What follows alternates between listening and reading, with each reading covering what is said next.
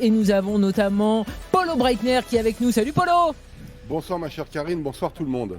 Polo! Salut Polo. Ce soir, l'Allemagne se déplaçait sur la pelouse du Luxembourg. Et donc l'Allemagne s'est imposée 2-0, mais il a fallu attendre la seconde période et un certain Woltemade, le joueur de Newcastle, pour gagner. Ça n'a pas été flamboyant, il semblerait. Alors là, je vais vous apprendre quelque chose, culturellement parlant. Le mot Rumpelfußball est revenu dans le jargon des médias allemands. Rumpelfußball, c'est quelque chose qu'on ne peut pas traduire littéralement en français. Ce qui pourrait se rapprocher le plus, c'est football de mêlée, vous voyez. Il existe aussi le Rumpelfußler, c'est à la rigueur, là c'est plus facile à traduire, on dirait les pieds carrés, les joueurs qui ont les pieds carrés.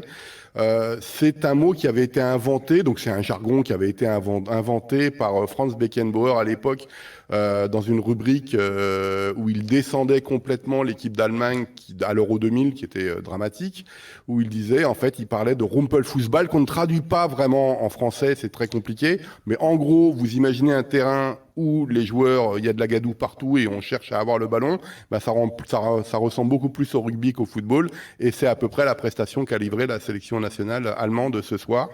0-0 à la mi-temps, on ne comprend pas pourquoi le Luxembourg n'a pas mené au score. Et puis, grâce à un très beau centre cordeau de Leroy Sané, Woltemade a ouvert le score, et puis ensuite il y a eu 2-0. Mais franchement, c'était assez pitoyable au Luxembourg. Il y a une finale de groupe lundi contre la Slovaquie à Leipzig. Je ne sais pas ce que ça va donner, mais en tout cas, la prestation de ce soir, on prend les 3 points et ça s'arrête là, quoi. Et alors, je vais pas redire le terme parce que autant te dire que j'ai fait quand même allemand LV2, mais je l'ai pas là ton terme. Redis-le nous, non Rumpel, c'est Rumpelfußball, c'est un mot. Alors Rumpel, j'ai cherché dans tous les sens. Ça peut signifier aussi grondement, tu vois. Donc je vois pas trop ce que ça peut faire avec le football. Parfois, on parle de pied de biche ou de choses comme ça. Donc ça, c'est quelque chose de très allemand à ce niveau-là. Mais en gros, ça veut dire que les mecs, ils ont les pieds carrés et ils jouent pas au foot, quoi.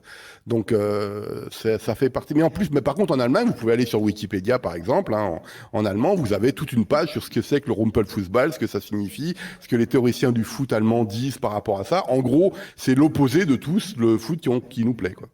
Effectivement, donc ce Rumpelfußball proposé par les joueurs de Nagelsmann, est-ce que quand même l'inquiétude grandit là? Parce que la Coupe du Monde, ok, c'est bien, mais vu tous les ratés, on va dire, ou les déceptions qu'il y a eu lors des grandes compétitions, il y a un moment, il va falloir que vous retrouviez un football qui soit efficace et un petit peu plus chatoyant, parce que là je regarde la compo encore de ce soir, il y avait quand même moyen de faire mieux que ce pauvre 2-0 en seconde période face au Luxembourg.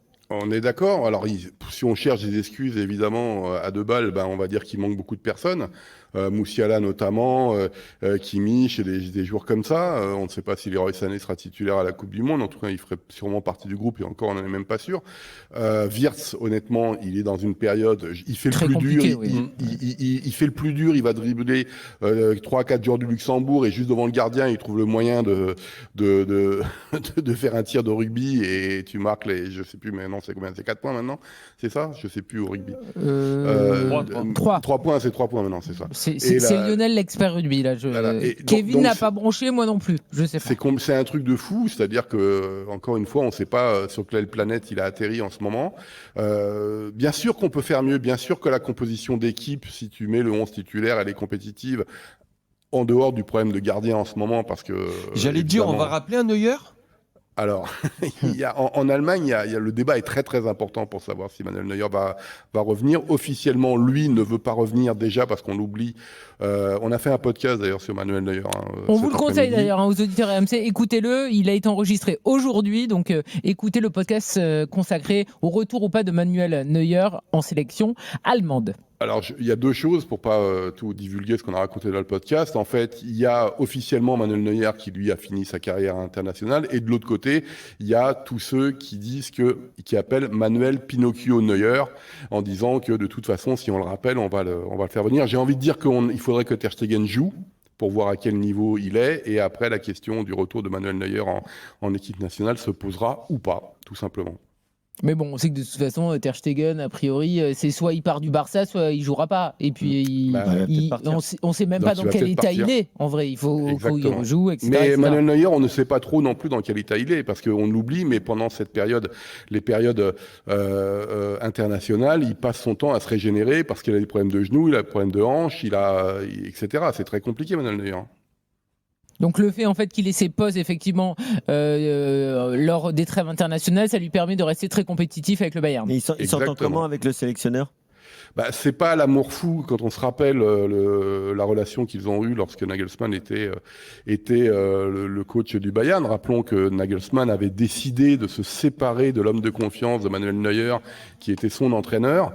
Ils sont réussis ensemble, n'oublions pas, à l'Euro 2024, ils ont réussi à négocier le fait de s'entendre, etc. Donc à ce niveau-là, ça va. Maintenant, c'est pas exactement l'amour fou entre les deux, mais bon, ça sera pas la première fois et ça sera sûrement pas la dernière fois que des joueurs ne s'entendent pas avec un sélectionneur et vice-versa, quoi. Oui, le but c'est de gagner, ils partent en vacances ensemble. C'est une communauté d'intérêt, comme disait Beckenbauer, les joueurs de football. Une communauté d'intérêt. Oui, puis en Allemagne, c'est déjà arrivé très souvent qu'ils peuvent pas se blairer, même qu'ils se battent à l'entraînement, mais ça les empêchait pas de gagner. À l'époque. Allemagne-Slovaquie, donc c'est le prochain match, c'est lundi, c'est bien ça. C'est lundi, ouais, c'est ça. Il y avait eu défaite, match aller, non ? Il y a eu 2-0 alors avec une prestation lamentable des Allemands à l'époque, où un mot était revenu à la mode aussi, c'était l'Einstellung, c'est-à-dire c'est l'envie qu'on a mis. Einstellung, l'envie qu'on avait sur le terrain, beaucoup de polémiques parce qu'en gros on voulait plus voir ces joueurs-là. Nagelsmann devait théoriquement déjà à l'époque faire le ménage, il l'a pas fait systématiquement. En tout cas, le temps est compté pour Nagelsmann et surtout pour la sélection allemande.